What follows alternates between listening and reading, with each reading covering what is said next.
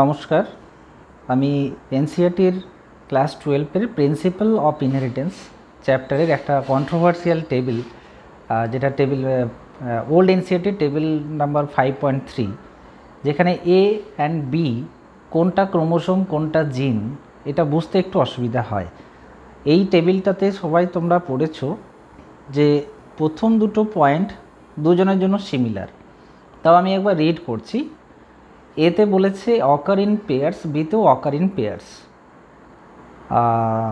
Next point বলেছে segregate at the time of gamete formation such that only one of each pair is transmitted to a gamete.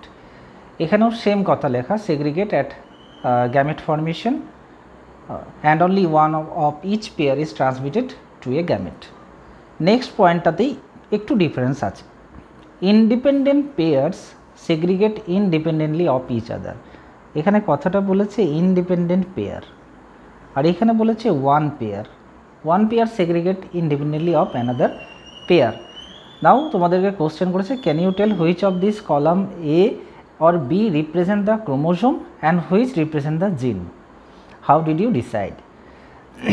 এখানে independent আর one pair এই দুটো ওয়ার্ডের মধ্যেই একটু কনসেপ্ট লুকিয়ে আছে।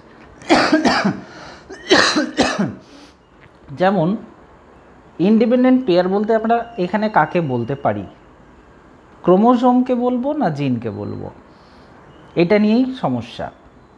তো লিঙ্কেজের এক্সপেরিমেন্ট তোমরা পড়েছো। লিঙ্কেজের এক্সপেরিমেন্টে দেখা গেছে যে জিন ইন্ডিপেন্ডেন্ট ন্যাচারালি হয় না যদি একই ক্রোমোসোমে থাকে, সেম ক্রোমোসোম থেকে যদি বিলং করে। ফর এক্সাম্পল, এটা ক্রোমোসোম নাম্বার 1, এখানে একটা জিন এ, একটা বি, একটা সি, এই তিনটে জিন কিন্তু ইন্ডিপেন্ডেন্ট হতে পারে না।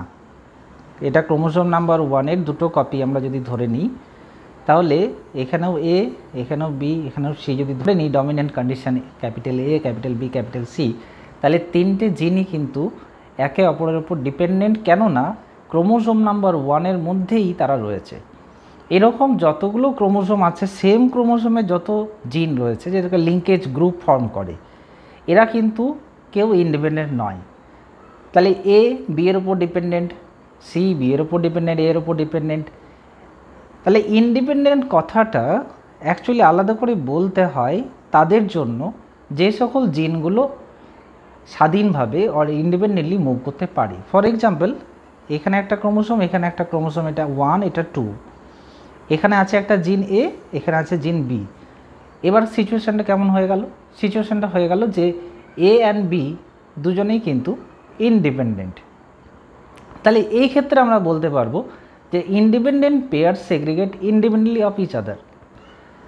তো জিনের ক্ষেত্রে ইন্ডিপেন্ডেন্ট কথাটা আমাদেরকে বলতে হয় স্পেসিফিক্যালি, কারণ সব জিন ইন্ডিপেন্ডেন্ট নয়। সব পেয়ার অফ জিন, পেয়ার অফ যে অ্যালিলগুলো থাকে তারা কিন্তু ইন্ডিপেন্ডেন্ট নয়। কিন্তু ক্রোমোসোমের ক্ষেত্রে এরকম কি আছে যে ক্রোমোসোম নাম্বার 1 2-এর উপর ডিপেন্ডেন্ট, বা ক্রোমোসোম নাম্বার 3 2-এর উপর ডিপেন্ডেন্ট, এরকম কিন্তু ক্রোমোসোম নয়। তাহলে ক্রোমোসোমের ক্ষেত্রে আলাদা করে ইন্ডিপেন্ডেন্ট কথাটা বলার কোনো প্রয়োজন হয় না। সেই জন্য one pair segregate independently of another pair, এইখানেই ডিফারেন্সটা লুকিয়ে আছে। ইন্ডিপেন্ডেন্ট পেয়ার মানে সেটা অবশ্যই জিন হবে, তাহলে এর কলামটা হয়ে যাবে জিন আর বি এরটা হয়ে যাবে ক্রোমোসোম।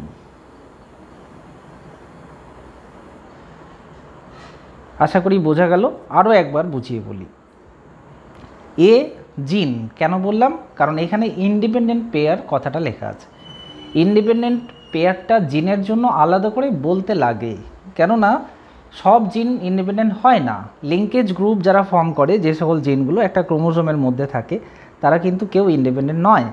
যখন সেগ্রিগেশন হবে তখন পুরো ক্রোমোসোমটার মুভমেন্টের সাথে সাথে সব কটা জিন একসাথে মুভ করে যাবে।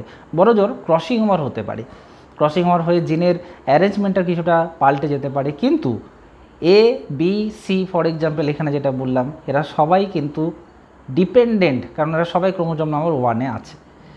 এই জন্য ইন্ডিপেন্ডেন্ট আলাদা করে বলতে লাগে যে এ আর বি যদি দুটো আলাদা ক্রোমোসোমে থাকে তাহলে কিন্তু তারা ইন্ডিপেন্ডেন্ট। সেই ক্ষেত্রে ইন্ডিপেন্ডেন্ট পেয়ারগুলো সেগ্রিগেট করবে ইনডিপেন্ডেন্টলি অফ ইচ আদার। আর ক্রোমোসোমের ক্ষেত্রে এই কথাটা বলতেই হয় না, কারণ ক্রোমোসোমে সবাই ইন্ডিপেন্ডেন্ট, ক্রোমোসোমে আলাদা করে ইন্ডিপেন্ডেন্ট বলার কোনো মানে হয় না। ঠিক এই কারণেই ইন্ডিপেন্ডেন্ট পেয়ারটা হয়ে গেল জিন আর ওয়ান পেয়ারটা হয়ে গেল ক্রোমোসোম।